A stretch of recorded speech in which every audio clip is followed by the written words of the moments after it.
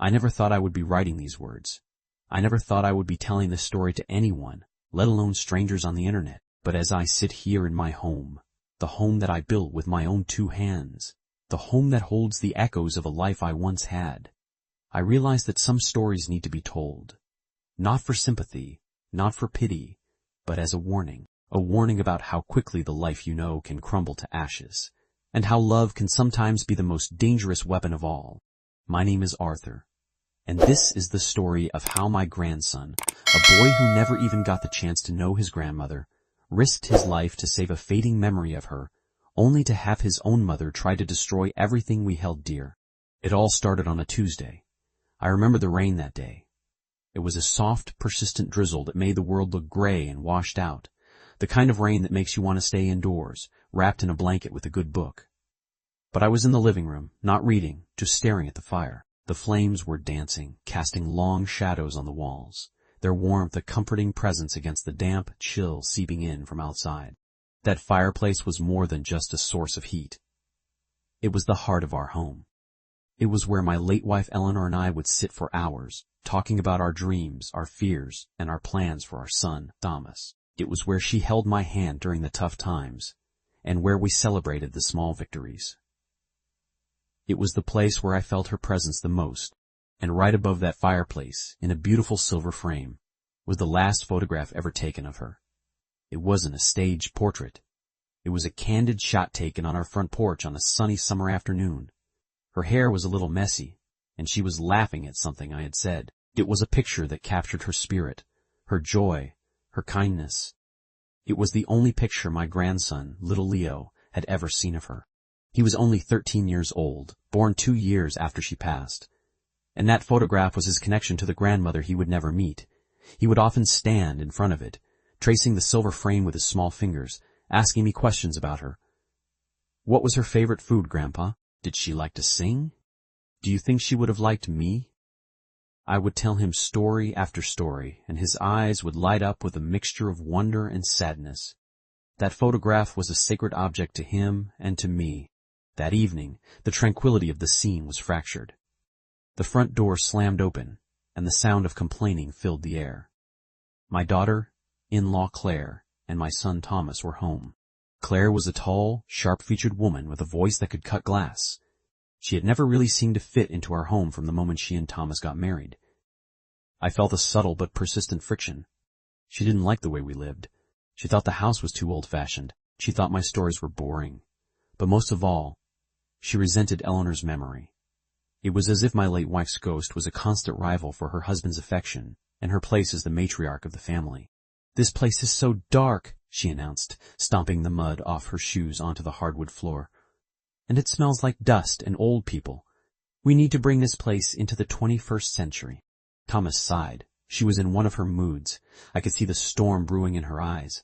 Leo was trailing behind them, his shoulders hunched, a book clutched to his chest. He had a quiet, gentle nature that was the complete opposite of his mother's abrasive personality.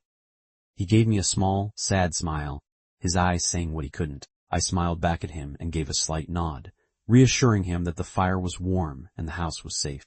I knew what was coming. Clare was on one of her crusades. She'd pick a fight with Thomas, belittle the house, complain about everything from the wallpaper to the food. It was a constant source of tension. Thomas just stood there, a tired look on his face. He was a good man, but he was stuck between a rock and a hard place. He loved his wife, and he loved his father, but he didn't know how to bridge the growing chasm between us. "Clare, please, we just got home. Can we just have a quiet evening?" Thomas pleaded, trying to diffuse the situation before it escalated. A quiet evening was never Clare's style. She was a vortex of energy, often destructive and never satisfied. She walked over to the mantelpiece, her eyes scanning its contents with an expression of disgust. They landed on the silver-framed photograph of Eleanor. I saw her lip curl. My heart began to pound. I knew that look. It was a look of pure contempt. "Thomas, I've told you 1,000 times," she snapped, pointing a perfectly manicured finger at the picture. "This has to go. It is so depressing. It's like walking into a museum of someone's death. Every time I walk into this room, I feel like I'm being watched. It's creepy. It's morbid. She's been dead for over 10 years. For crying out loud. I'm the woman of this house now, and I want this picture gone. It makes the living room look, well, depressing. Thomas sighed, rubbing his temples. Claire, please. It's the only picture Leo has of his grandmother. Dad doesn't want to take it down, and I don't see the harm in it. The harm? She screeched, her voice rising to a dangerous pitch. The harm is that it's constantly reminding you of your past life. It's like you're still married to a ghost. Leo doesn't need a dead grandmother to look up to. He has a living, breathing mother. Why is that so hard for you to understand? She was turning red in the face, her hands clenched into fists. I stayed silent. I had learned that engaging with her when she was like this was pointless. It would only make things worse. I looked over at Leo. He had gone pale. His eyes were wide with fear. He was watching his mother, his hero, with a look of pure terror. He knew what she was capable of. He'd seen these outbursts before, but this time was different. She wasn't just arguing. She was acting. With a swift, almost theatrical motion, she walked over to the mantelpiece, her heels clicking sharply on the wooden floor. She reached out, her fingers wrapping around the silver frame. Claire, no, Thomas shouted, stepping forward. I was frozen in my chair. I couldn't move. My voice was stuck in my throat. I felt like I was watching a car crash in slow motion. She ignored him completely. She pulled the photograph out of its frame and held it up for all of us to see. Eleanor's laughing face was frozen in time, a stark contrast to the hatred on Claire's face. It's time to let go of the past, Arthur, she said, turning to me with a cruel smile. You need to accept that she's gone and she's not coming back. And I'm not going to live in her shrine anymore. And then she did the unthinkable. She walked the few steps to the fireplace. The fire was blazing, a hungry dragon in the hearth. Without a second thought, without a flicker of hesitation, she tossed the photograph into the flames. No, I finally managed to scream, but my voice was lost in the crackling of the fire. I watched as the precious, irreplaceable memory of Eleanor began to curl and blacken at the edges. The laughter, the joy, the love, it was all being consumed by the fire in a matter of seconds. I think I stopped breathing. The world seemed to go silent. The ticking of the grandfather clock in the hall, the crackling of the fire. All of it faded away. My heart stopped. My soul was being ripped apart. But before the realization of what had just happened could fully sink in, there was a blur of motion. Leo let out a cry, a gut-wrenching, primal wail of grief and anger. No, Nana, he screamed. And then he did the one thing no one expected. He ran. Not away from the fire, but straight towards it. He sprinted from the doorway, his small body moving faster than I thought possible. He lunged past his mother, past his father, and threw himself at the fireplace. Before anyone could stop him, before Thomas could even react, Leo thrust his bare hand into the dancing flames, trying to retrieve the photograph. I heard a sickening hiss and smelled the sharp, acrid odor of burning flesh. Leo! I screamed, finally unfreezing from my chair. I lurched forward, my old bones protesting, my heart pounding in my chest. Thomas was right beside me, his face a mask of horror. Leo let out a blood-curdling scream and pulled his hand back. The photograph was gone, turned to ash, but in his hand he clutched a tiny, blackened, unburned corner of the picture. A piece of Eleanor's dress. His hand was already blistered and red, a terrible wound that would scar him for life. But he was holding that little scrap of paper like it was the most precious thing in the world, his tears streaming down his face, mixing with the soot on his cheeks. I could see the shock, and then a fleeting moment of something else on Claire's face. It wasn't guilt. It wasn't remorse. It was annoyance. She rolled her eyes, letting out a frustrated sigh. Oh, for heaven's sake, Leo. It was just an old picture. Don't be so dramatic, she said, her voice dripping with disdain. The coldness in her voice, the complete lack of empathy for her own son, was the final straw for Thomas. The quiet, long-suffering man I had raised, my son, finally snapped. The years of pent-up frustration, the constant disrespect, the belittling, the way she treated me, the way she treated her own son, it all boiled over. I saw a rage in his eyes that I had never seen before. A protective fury. He didn't say a word. He just turned to his wife, his face contorted with anger, and he slapped her hard across the face with the back of his hand. She stumbled backward, a look of pure shock and disbelief on her face. Her hand flew to her cheek, her eyes wide. It was the first time he had ever raised a hand to her. For a second, I felt a flash of shame for my son, but it was instantly eclipsed by a surge of protectiveness for Leo and the raw, justified anger at what Clare had done. "Get out of my sight," Thomas growled, his voice low and terrifying. He didn't wait for her response. He scooped Leo up in his arms, careful not to touch his burned hand. "Dad, call the hospital." "I'm taking him now," he said, his voice shaking with a mixture of rage and adrenaline. He rushed out the door, leaving me standing there in the living room, the scent of burning photograph and burned skin hanging thick in the air.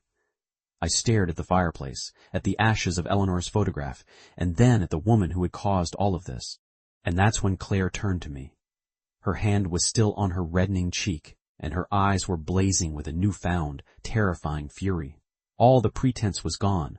The mask of the frustrated wife had slipped, and underneath was something truly venomous. She was looking at me like I was the enemy, not Thomas, who had slapped her, but me. The old man who had raised him. The old man who loved his grandson. The old man who had a cherished memory of his late wife. "You," she hissed, pointing a trembling finger at me. "This is all your fault. You and your precious memories. If you had just let me throw that stupid picture away, none of this would have happened. He wouldn't have been so dramatic. And Thomas wouldn't have hit me." I couldn't believe what I was hearing. She was blaming me for her own cruelty. She was blaming me for the fact that her son was now in the hospital with a burnt hand. "It's your fault my son got hurt. It's your fault my husband hit me," she screamed, her voice cracking. "You have always been in the way. You and that dead woman's ghost, always whispering in his ear, making him weak." I started to back away, my old legs feeling weak. I didn't know what she was capable of. I had seen a glimpse of her true nature, and it scared me. "Clare, just calm down," I said, trying to keep my voice steady. "We need to go to the hospital. We need to see how Leo is." "Shut up," she shrieked. "You're not going anywhere. You're going to stay right here and pay for what you've done." Before I could react, she lunged at me. Her grip was surprisingly strong. She grabbed my arm, her nails digging into my skin, and shoved me backward. I stumbled, my back hitting the wall. She was frantic, her eyes wild. She pushed me down the hallway and towards the guest bedroom at the end of the hall. The room we used for storage, the room with a heavy lock on the outside. "You want to talk about the past so much?" she spat, shoving me inside. "Then you can sit in the past and rot." She slammed the door shut, and I heard the click of the lock. I was trapped. The room was dark, lit only by the faint glow of the street lamp outside. Boxes of old clothes, forgotten furniture, and dusty memories surrounded me. I was a prisoner in my own home. I stood there in the silence, my heart pounding in my chest, my arm throbbing where she had grabbed me. I could hear her muttering to herself on the other side of the door, her heels pacing back and forth. Then I heard the unmistakable sound of her talking on her phone. Her voice was muffled, but I could hear the words clearly. "Mom, you need to come over here right now." He hit me. Thomas slapped me. "Yes, Arthur is locked in the back room.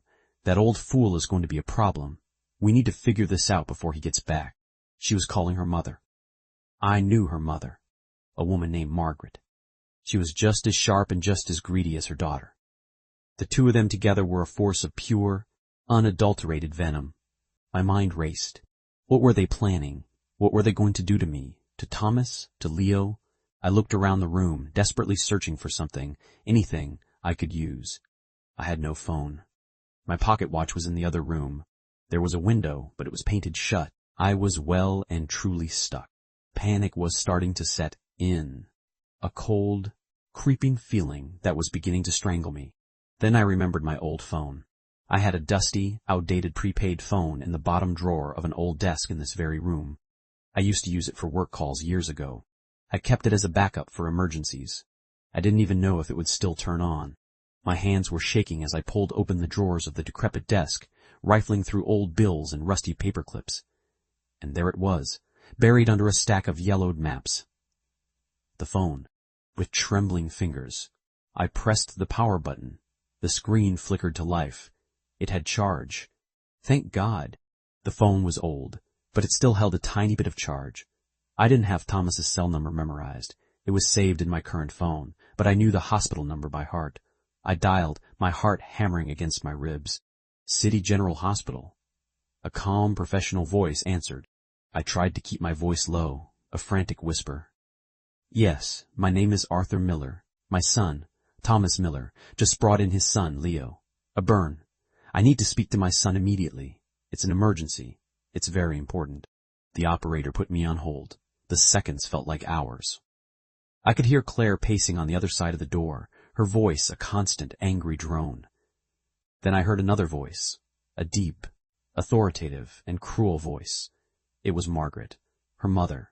They were both here. They were planning. I had to get a message to Thomas. The line clicked. Dad? Thomas's voice was frantic, full of worry. Dad, are you okay? We're at the hospital. Leo was being treated. What's wrong? Is Clare? Is she there?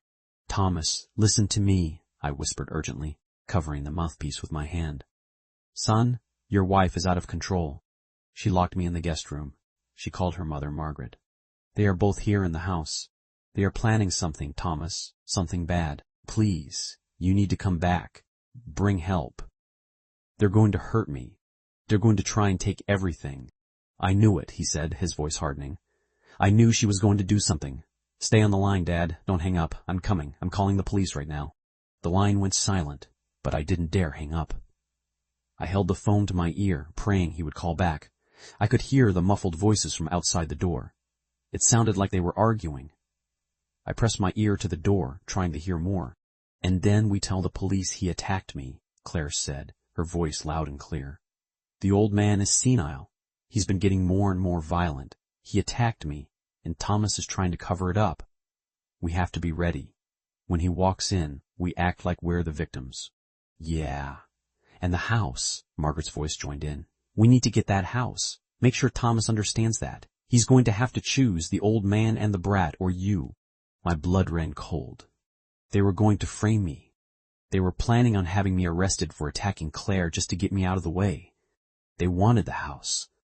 They were going to take everything, Thomas, Leo, and me. They wanted to destroy our family to get their hands on my property. I'm not a violent man. I never have been. But in that moment, I felt a rage so pure, so righteous, that it scared me.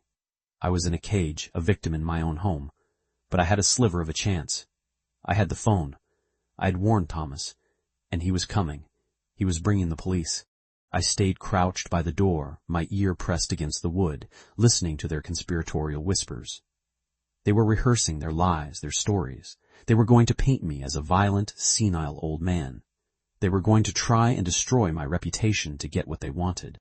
Just as they were in the middle of their diabolical planning, I heard the crunch of tires on the gravel outside. Margaret's voice stopped mid-sentence. The sound of a car door slamming, then another and another. There were multiple vehicles. I heard the distinctive sound of heavy boots on the porch. Then came the banging on the front door. Police! Open up! The voice was loud and authoritative. I'll get it, Clare said, her voice suddenly sweet and innocent. She was putting on her performance. I heard the front door open. I could hear the muffled voices. Clare's smooth, innocent-sounding lies mixing with the officer's questions. Officer, thank God you're here. My husband attacked me, and my father-in-law. He's not right in the head. He tried to attack me too. I had to lock him in the room for my own safety. I heard footsteps approaching the door. They were coming for me. My heart was pounding so loud I was sure they could hear it through the door. The lock clicked, and the door swung open. I was blinded by the beam of a flashlight. 2 police officers stood in the doorway, and behind them I could see Thomas, his face a thundercloud of fury, and behind them in the hallway stood Clare and her mother Margaret, their faces painted with an expression of fake concern. Are you Arthur Miller? An officer asked. Yes, sir, I said, my voice trembling. I'm the one who called, my daughter-in-law. She locked me in here. She tried to frame me for assault. It's a lie, Clare screamed from behind the officers. He's losing his mind. He's violent. He's making all of this up. Ma'am, please calm down, the officer said, turning to her. He then looked at Thomas, who just nodded grimly. Dad, are you okay? Thomas rushed past the officers and grabbed my arm. Did she hurt you? "I'm fine, son," I said, holding up the phone. "I'm fine. I have a recording. I have a recording of everything they said." That silenced the room. Claire's face went white. The color drained from Margaret's face. Thomas looked at me in amazement. The lead officer, a gruff man with a kind face, walked over to me. "A recording?" he asked, his voice gentle but firm. "I recorded their conversation," I said, handing him the phone. "I recorded them planning to frame me for assault, trying to take my house. They wanted to get rid of me so Clare could take everything. I hadn't been recording the whole time, but I had recorded the last couple of minutes. I had pressed the record button when I heard them planning the framing." The officer took the phone and played the recording. The tiny, distorted voices of Clare and Margaret filled the hallway, detailing their entire evil plan. Claire's face was a mask of horror. Her jaw dropped. She started to stammer to try to make an excuse, but it was too late. The officer turned to her, his expression shifting from professional neutrality to stern authority. "Clare Miller? Margaret Evans?" her mother said, her voice trembling. "Clare Miller and Margaret Evans, you are both under arrest for conspiracy to commit a crime, unlawful imprisonment, and child endangerment," the officer said, his voice firm. "The child endangerment charge is related to the incident with the fireplace." I felt a surge of relief wash over me as the officers moved to handcuff them. Clare was crying now, real tears of panic and fear.